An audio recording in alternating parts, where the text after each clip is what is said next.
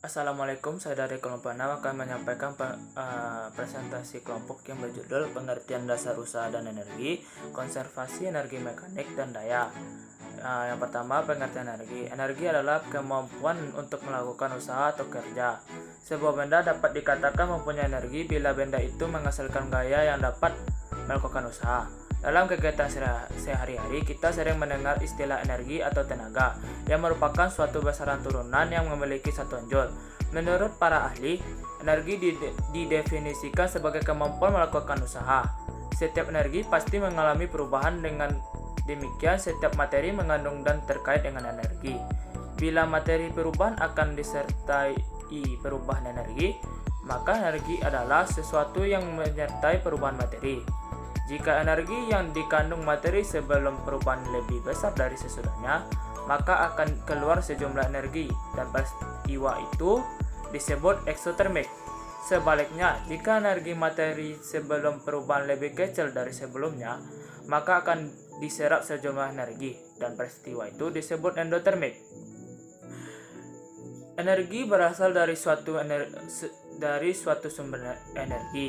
Energi panas berasal dari matahari, api, dan nyala lilin.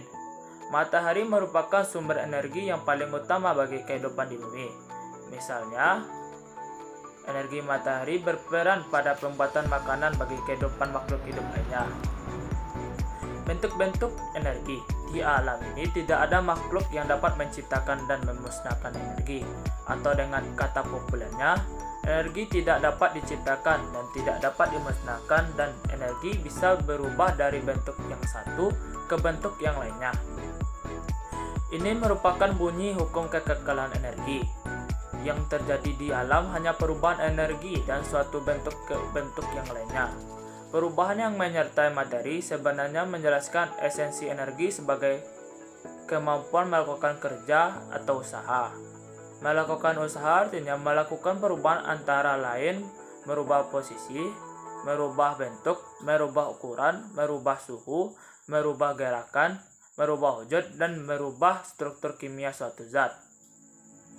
Pada dasarnya ada dua macam bentuk energi, yaitu energi potensial dan energi kinetik. Kedua energi tersebut merupakan energi mekanik, namun ada juga yang memiliki sumber yang berbeda. Yang pertama, energi kinetik. Energi kinetik adalah energi yang dimiliki suatu benda yang bergerak. Biasanya energi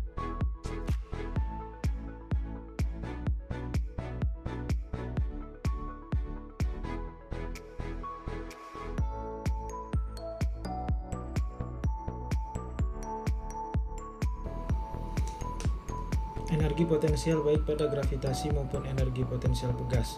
Perubahan energi potensial suatu benda selalu terkait dengan perubahan posisi gerak benda.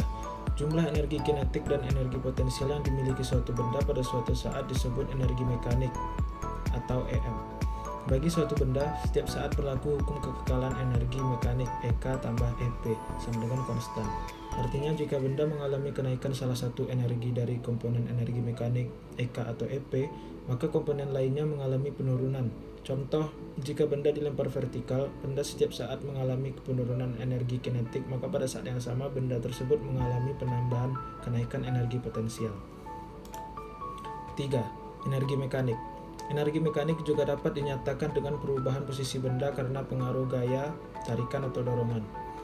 Menggeser benda sejauh S dengan gaya F. Benda berupa balok ditarik oleh gaya F sebagaimana nampak pada gambar hingga sejauh S. Energi yang digunakan untuk usaha menggeser benda sejauh S dengan gaya sebesar F adalah W sama dengan F dikali S, di mana F adalah komponen gaya yang sejajar dengan arah perpindahan benda S. Jika arah gaya F membentuk sudut alfa dengan arah perpindahan S, maka W sama dengan F cos alfa dikali S. 4.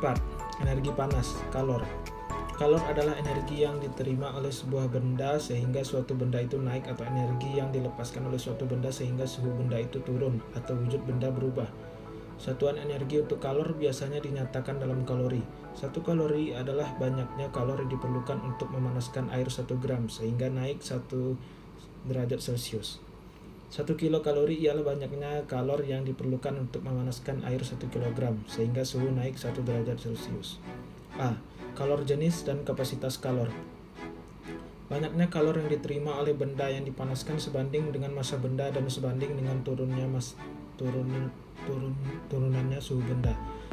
Dengan demikian, jika Q menyatakan kalor yang diperlukan oleh m gram benda, suhunya naik delta T, maka Q sama dengan mc delta T. Dengan Q sama dengan kalor yang diperlukan, kalor, M massa benda, gram, C kalor jenis benda, kalori min 1, derajat Celcius min 1. Delta T selisih atau perubahan suhu derajat Celcius. Dari rumus di atas dapat memahami bahwa kalor jenis suatu zat adalah kalor yang diperlukan untuk menaikkan suhu satu zat tersebut setinggi 1 derajat Celcius. Adapun kapasitas kalor, H adalah banyaknya kalor yang diperlukan oleh m gram benda sehingga suhu naik 10 Celcius. Sehingga secara matematika dapat ditulis dengan bentuk rumus Hn Q delta Hn sama dengan Q delta T atau Hn sama dengan mc. B. Azaz Black. Pengukuran jumlah kalor yang dilepaskan dan diterima ketika dua benda yang suhunya berbeda bercampur. 1. Jika dua benda saling bercampur, maka benda yang panas akan memberikan kalor kepada benda yang dingin, sehingga suhu kedua benda itu sama. 2. Jumlah kalor yang diserap oleh benda yang dingin sama dengan jumlah kalor yang dilepaskan oleh benda yang panas. 3. Sebuah benda yang didinginkan akan melepaskan kalor yang sama banyaknya dengan kalor yang diserapnya jika benda itu dipanaskan. Dari hal itu dapat disimpulkan bahwa prinsip asas Black adalah yang diterima sama dengan kalor yang dilepaskan. 5. Energi cahaya. Energi cahaya adalah energi yang dimiliki oleh gerakan foton dalam bentuk gelombang elektromagnetik. Gelombang cahaya mempunyai frekuensi dan panjang gelombang tertentu dengan kecepatan yang sama. Makin besar nilai panjang gelombang, maka makin kecil frekuensi dan sebaliknya. Bila ditulis dengan rumus seperti berikut ini, V sama dengan C per lambda, dengan V sama dengan frekuensi Hertz. C sama dengan kecepatan cahaya 3 dikali 10 pangkat 8 meter per second min 1. Lambda sama dengan panjang gelombang. Menurut Planck, energi cahaya bergantung pada frekuensinya. EC sama dengan HV. EC sama dengan energi cahaya, J, H sama dengan ketetapan Planck 6626 dikali 10 pangkat min 34 JS. Assalamualaikum warahmatullahi wabarakatuh. Saya Muhammad Iqbal Khalid akan melanjutkan pembahasan. 6. Energi listrik. Energi listrik adalah energi yang diakibatkan oleh gerakan partikel bermuatan dalam suatu media konduktor karena adanya beda potensial antara kedua ujung konduktor. Besarnya energi listrik bergantung pada beda potensial dan jumlah muatan yang mengalir. W sama dengan Q E. Dengan W sama dengan energi listrik, Q sama dengan muatan yang mengalir, E sama dengan beda potensial. 7. Energi kimia. Energi kimia adalah energi yang dikandung suatu senyawa dalam bentuk energi ikatan antara atom-atomnya. Besarnya energi bergantung pada jenis dan jumlah reaksi serta suhu dan tekanan. Contoh penggunaan energi kimia yaitu pada aki motor. 8. Energi nuklir. Energi nuklir adalah energi yang terkandung dalam inti atom. Energi nuklir akan keluar bila suatu inti akan berubah menjadi inti lain. Besarnya energi nuklir bergantung pada jenis dan jumlah inti. Contoh penggunaan energi nuklir yaitu pada PLTN. Pengertian usaha. Apakah bedanya usaha dalam kehidupan sehari-hari dengan dalam fisika? Dalam kehidupan sehari-hari, kata usaha dapat diartikan sebagai kegiatan dengan mengerahkan tenaga, pikiran, atau badan untuk mencapai tujuan tertentu. Usaha dapat juga diartikan sebagai pekerjaan untuk mencapai tujuan tertentu. Dalam fisika, pengertian usaha hampir sama dengan pengertian usaha dalam kehidupan sehari-hari. Kesamaannya adalah dalam hal kegiatan dengan mengerahkan tenaga. Pengertian usaha dalam fisika selalu menyangkut tenaga atau energi. Apabila sesuatu, manusia, hewan, atau mesin melakukan usaha, maka akan melakukan usaha itu harus mengeluarkan sejumlah energi untuk menghasilkan perpindahan. Nur Azizah menyatakan, usaha merupakan hasil kali antara gaya dengan perpindahan yang dialami oleh gaya tadi. Jadi, jika suatu benda diberi gaya namun tidak mengalami perpindahan, maka dikatakan usaha pada benda tersebut nol. Bila gaya bekerja pada sebuah benda, sehingga benda berpindah selama gaya bekerja, maka gaya tersebut melakukan usaha. Rumusnya adalah W sama dengan Fs. W sama dengan usaha, F sama dengan gaya, S sama dengan perpindahan benda. Ketika berjalan, otot-otot kaki melakukan usaha. Namun jika kamu hanya menahan sebuah benda agar benda tersebut tidak bergerak, itu bukan melakukan usaha. Seseorang yang sudah menahan sebuah batu agar tidak menggelinding ke bawah tidak melakukan usaha. Walaupun orang tersebut telah mengerahkan seluruh kekuatannya untuk menahan batu tersebut.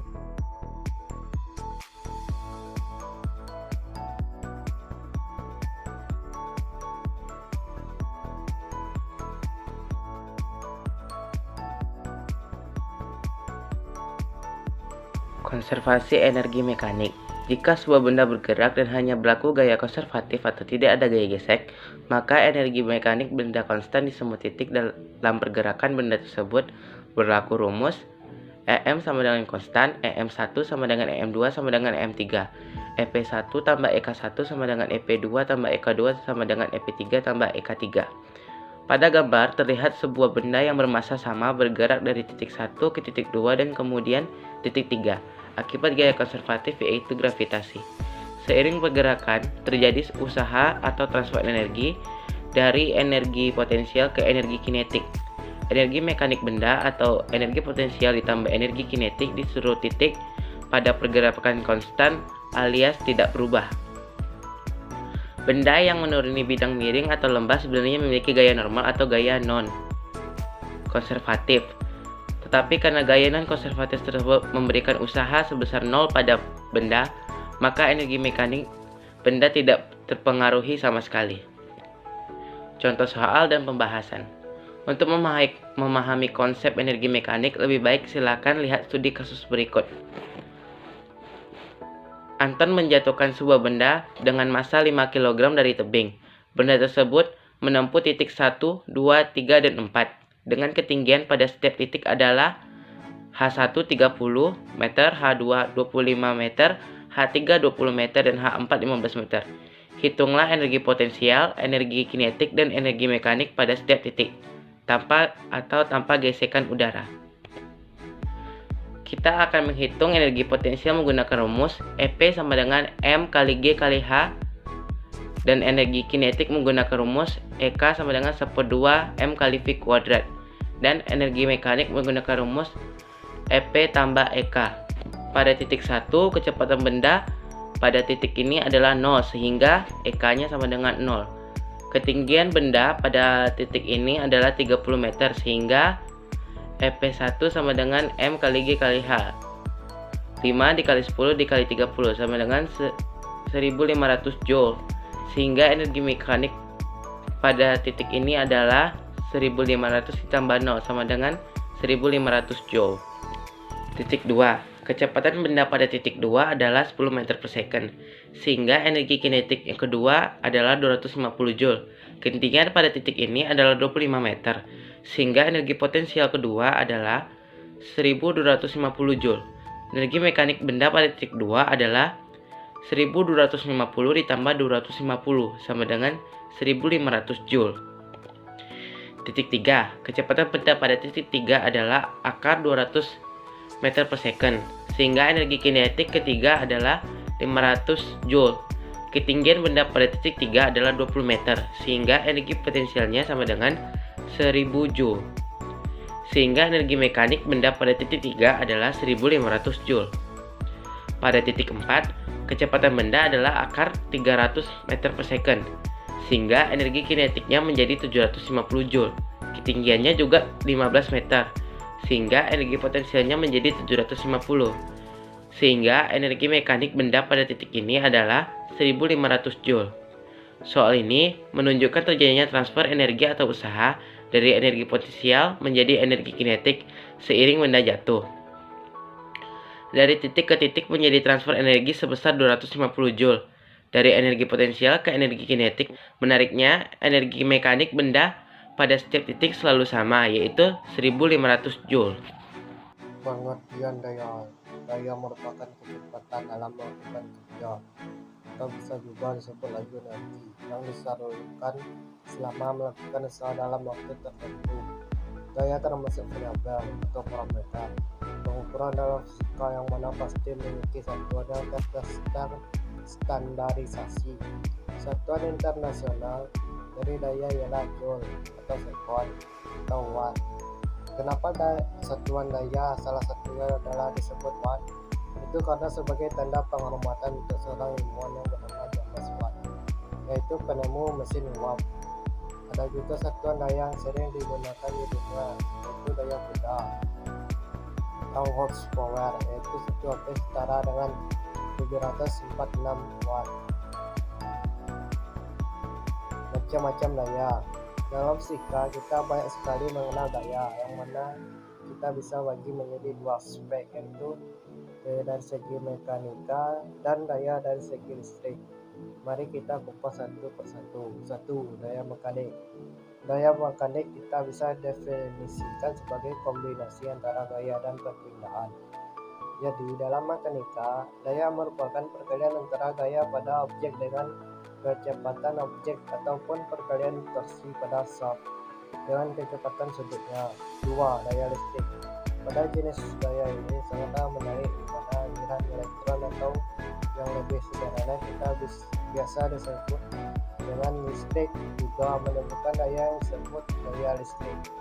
Daya listrik sendiri kita bisa definisikan sebagai laju suatu energi listrik dalam rangkaian listrik. Untuk lebih mendetail terkait masing jenis daya tersebut akan lanjut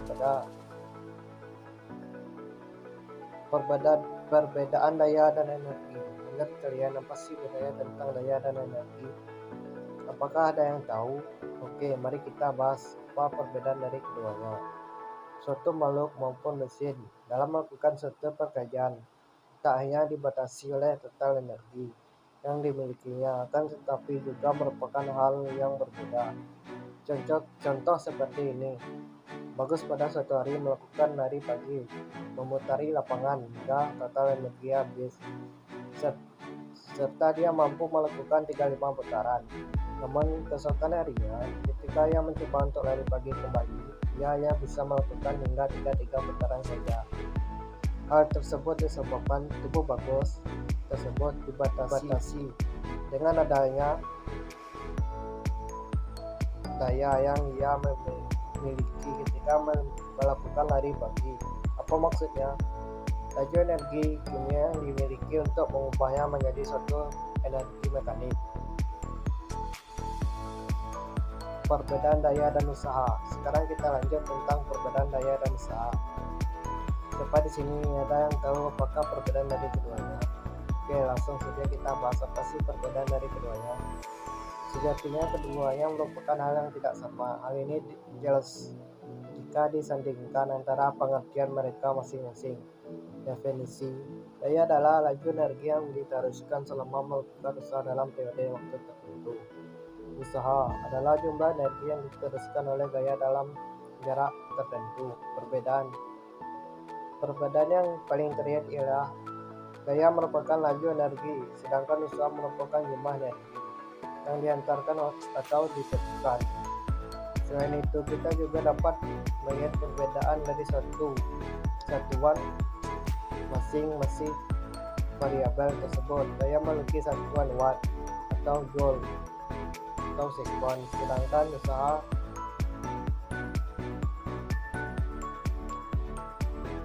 rumus daya. Dari penjelasan yang telah diuraikan, kita dapat menulis daya secara matematik, yaitu V sama dengan W per T, di mana kita dapat menurunkan persamaan ini menjadi V sama dengan F C S per T. P sama dengan F per V, dengan P daya dalam kurung Y per sekon atau watt.